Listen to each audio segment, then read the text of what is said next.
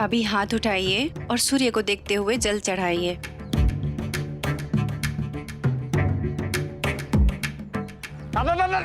भीमराव, रुक! थोड़ी देर बाद नहीं निकल सकते रहे। अब देख रहे हो ना कि हम सब यहाँ पूजा कर रहे हैं। तुझे पता नहीं है क्या प्रचंड देव जी ने क्या कहा था? छोटी जात की परछाई भी हमें भ्रष्ट कर सकती है। दूर हट जा। अरे भाऊ, ये भीमराव तो हमारे खिलाफ है ना, और ये जैसा है वैसा ही तो चाहेगा कि हम धर्म कर्म ना करें। किसने कहा कि मैं आप सबके खिलाफ हूँ? और मैं धर्म कर्म या पूजा के भी खिलाफ नहीं हूँ। ये पूजा धर्म ये सब जब तक अपने मन की शांति और अपने आप को बल देने के लिए है तब तक ये सही है। अभी आप जो करने जा रहे हैं, ये पानी सूरज को चढ़ा रहे हैं, उससे क्या होगा? उससे सूरज की किरणें परिवर्तित होकर आपकी आंखों तक पहुंचेगी। इसलिए वैज्ञानिक दृष्टि से देखें तब भी आप सही कर रहे हैं। इसलिए ये तो आपको करना ही चाहिए। तो ऐसा बिल्कुल भी मत सोचिए कि भीमराव हर बार आपके खिलाफ होता है। और सवाल रहा कि ये घर से थोड़ी देर बाद निकलते, तो कल से आप सब लोग ये थोड़ा पहले शुरू कर लीजिएगा। अब अपना काम कीजिए या अपना काम करेंगे? रमा, शांत रहो। आप ये सब कीजिए, मैं आपके रास्ते से हट जाता हूँ। चलो चलो चलो भाई, सूर्य को जल चढ़ाएं।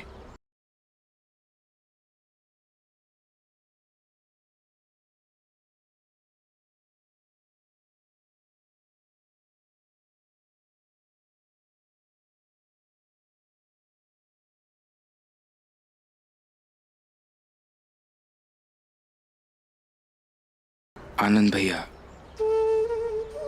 आप गुस्सा मत कीजिए और बुरा भी मत मानिए। दुनिया में बहुत सारे लोग होते हैं जो अपने अपने हिसाब से जीते हैं। वैसे ही भाभी भी जी रही है। कहना आसान होता है भीम।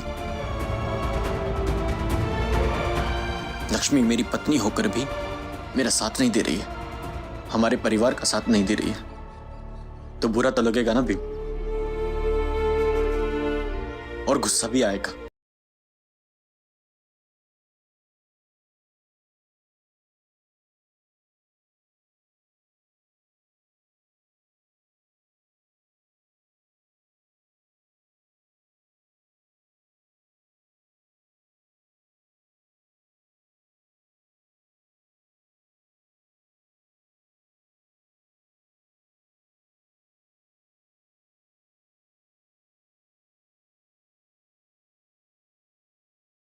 गुरुजी, आप?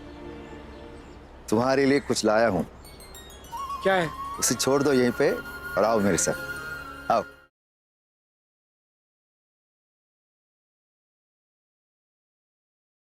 इधर बैठो, बैठो।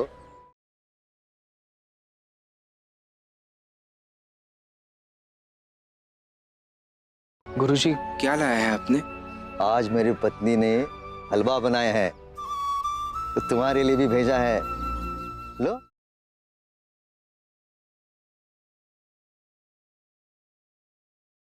तब तक मैं तुम्हें नौकरी की जगह कहां कहां खाली है वो बताता हूं, और तदुपरांत तुम ये निर्णय करो कि कहां कहां अप्लाई करना तुम्हारे लिए उचित होगा। भीम, ऐसे क्या सोच रहे हो?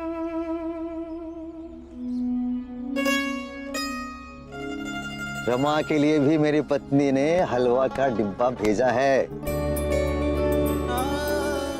तुम खा लो, और जाते वक्त ये डब्बा रमा के लिए लेते जाना। हाँ? खा लो।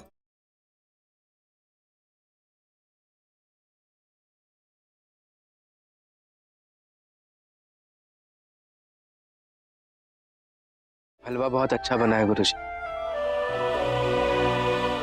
खाओ खाओ।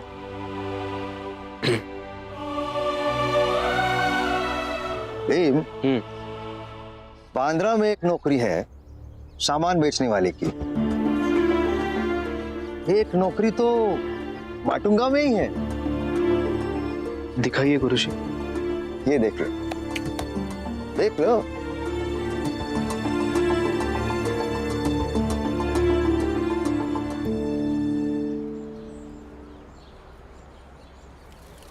सुनो सुनो चाल वालों, सुनो।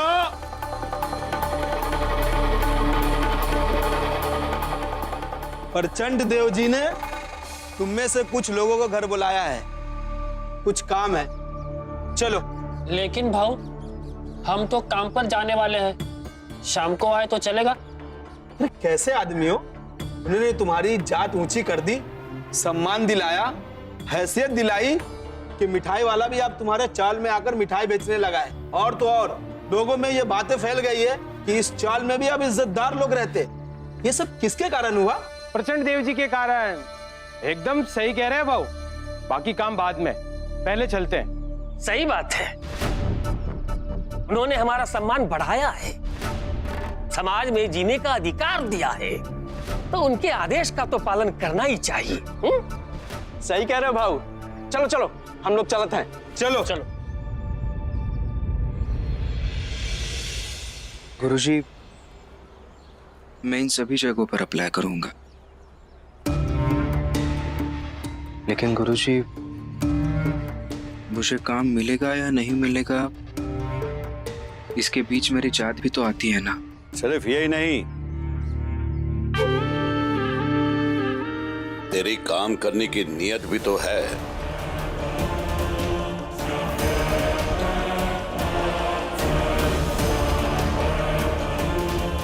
कामचोर है तू, कामचोर। तभी तो झाड़ू लगाने की बजाय यहां बैठकर हलवा खा रहा है। और ये तेरा बेवकूफ गुरु तुझे बढ़िया जिंदगी के सपने दिखा रहा है। देखिए, मुझे जो कहना है वो कह सकते हैं आप, लेकिन मेरे गुरुजी के बारे में कुछ भी मत कहिए। अच्छा, तो तू सुन ले, तुझे पता तो होगा, लेकिन फिर भी तुझे बता देता हूं कि आज तेरी चाल के लोग हमारा घर साफ करने आए हैं, बिना तनख्वाह के, मुफ्त का नौकर बनकर। और हमने उनसे कहा है कि कचरा लेकर इसी रास्ते से जाए, ताकि तू उन्हें देखे, ताकि तुझे एहसास हो कि जिनके लिए तू लड़ता है उनकी हैसियत कैसी है, मुफ्त के नौकरों जैसी।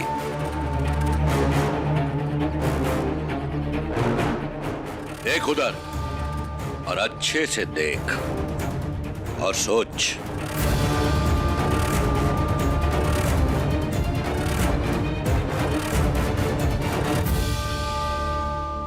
सोच के ये छोटी जात वाले कितने बेवकूफ होते हैं। थोड़ा सा ऊंचा महसूस कराया नहीं कि पैरों में गिर गए।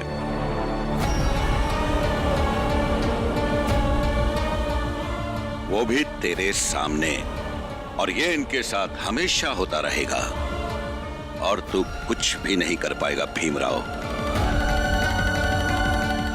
छोटी जात, बेवकूफ।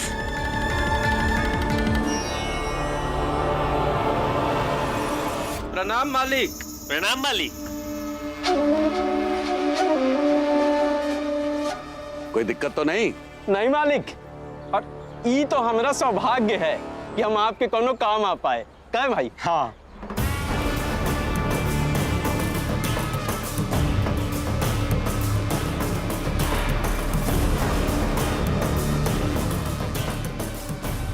तुम छोटी जात वालों को खुद को सौभाग्यशाली समझना चाहिए कि ईश्वर ने तुम लोगों को धरती पर हम बड़ी जात वालों की सेवा करने के लिए भेजा है। यही तुम्हारे जीवन का सार है। इसे समझ जाओ तो अच्छा, वरना हम समझा देंगे। और ये तेरा गुरु, ये तुझे जो कुछ भी कहता है ना, उसे कुछ होने वाला नहीं है। चलो हम चलते हैं। तेरी चाल वालों से पूरा दिन काम जो करवाना है। प्रचंड देव जी,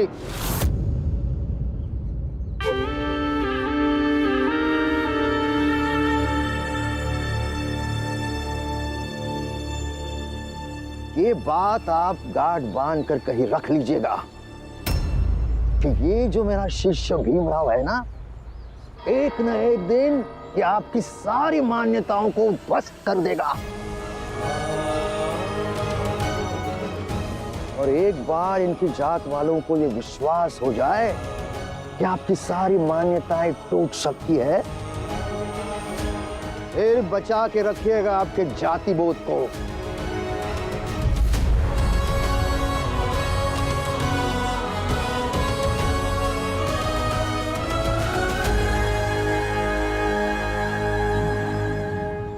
उस दिन तूने कहा था ना कि तू ऊंची जाति का है, मतलब तुझे छूने से हमें कोई पाप नहीं लगेगा।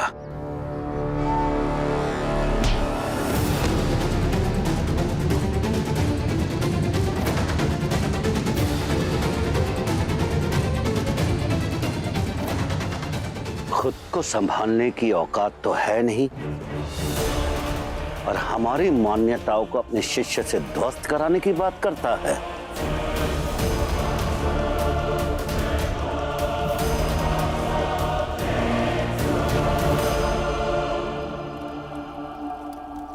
अब ठीक तो है ना गुरुजी? हाँ भाई, मैं ठीक हूं। ये मैं चाहे 1000 बार गिरूंगा, उठ जाऊंगा, परंतु तुम किसी तरह अपनी जात को उठा दो। मेरी गुरु दक्षिणा यही होगी भीम, यही मेरी गुरु दक्षिणा होगी।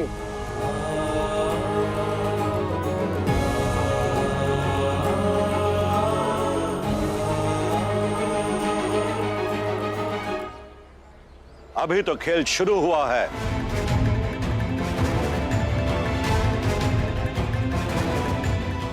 लक्ष्मी, ओ लक्ष्मी, बाहर आ। लक्ष्मी,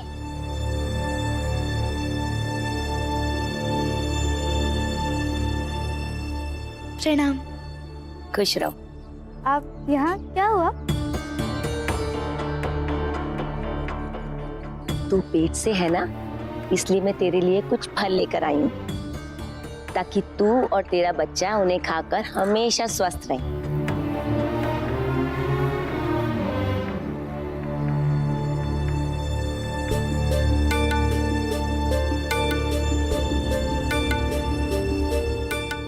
ये मेरे लिए? धन्यवाद, आपने मेरे बारे में इतना सोचा, मेरा ख्याल रखा। अब शुद्धिकरण होने के बाद तेरी जाति इतनी ऊंची तो हो गई है ना कि तेरे लिए कुछ भी करके मुझे खुशी मिले, इसीलिए तेरे लिए फल लेकर आई। अच्छा सुन, ये फल अंदर रख के आ, मुझे कुछ काम है, मेरे साथ चल। जा जल्दी। जी अभी आई। जल्दी आ जा, बहुत जरूरी काम है।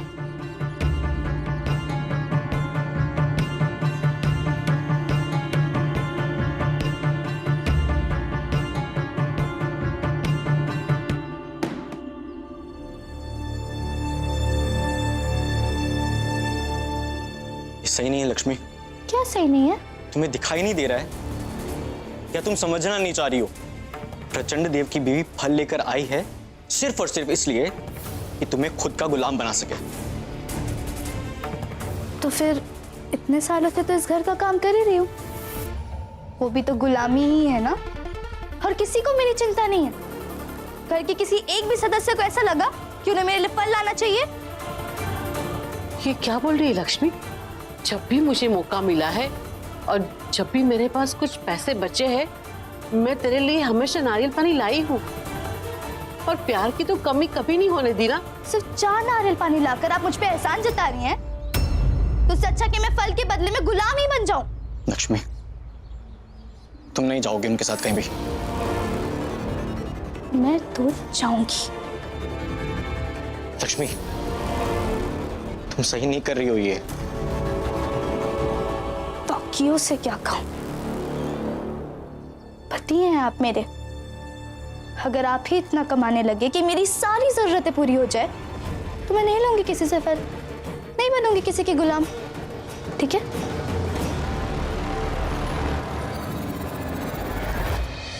खुद के स्वार्थ में इतनी हदें पार मत करो कि तुम्हारा पति तुम्हारे सामने कमजोर होकर टूट जाए। मैंने भी हमेशा से यही चाहा है कि आप कभी कमजोर ना पड़े, लेकिन चाहने से क्या होता है?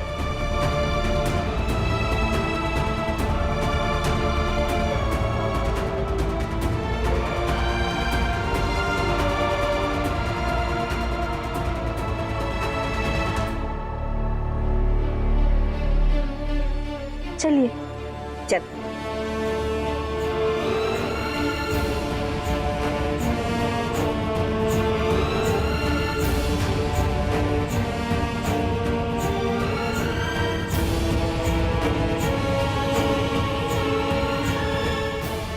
आनंद, मन पर ये बात मत ले। हर रिश्ते में ऐसा कठिन समय आता है जिसका तुझे समझदारी से सामना करना होगा। बुआ मैं काम पर जाता हूँ। कुछ खा कर तो जा बेटा। आनंद,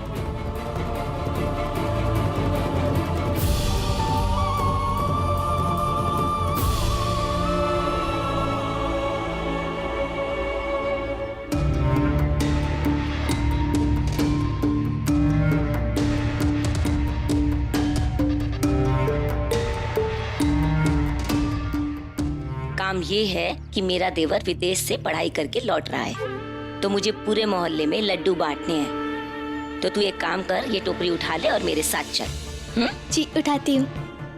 रुक एक मिनट, ऐसे नंगे हाथों से टोकरी मत उठा। वैसे तो तू थोड़ी ऊंची जाति की हो गई है, पर इतनी भी ऊंची नहीं हुई है कि तेरे नंगे हाथों से छुआ हुआ लड्डू कोई भी खा ले। जा, काले कपड़े से अपने हाथ ढक ले।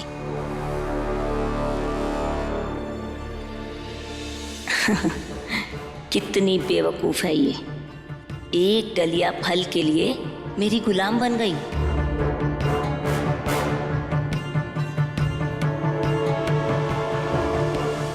चल उठा ले, चल तू भी चल साथ में।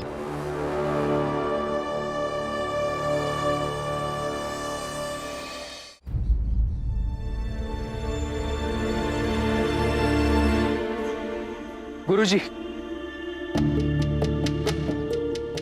बाकी सब जगह नौकरी के लिए आवेदन जमा कर दिया है, एक जगह बची है, वहां जाके देते हैं। ठीक है, चलो चले।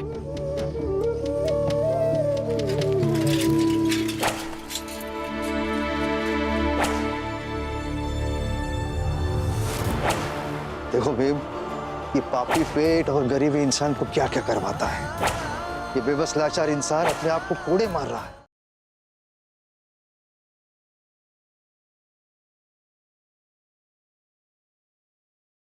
प्रचंड देव की बीवी फल लेकर आई है सिर्फ और सिर्फ इसलिए कि तुम्हें खुद का गुलाम बना सके।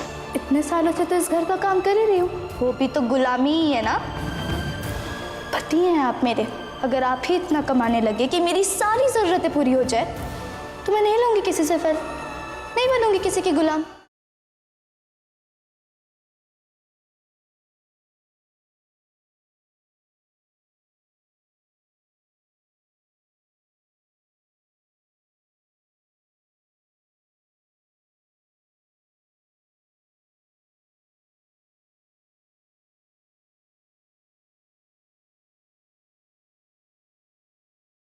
आनंद भैया! क्या आनंद?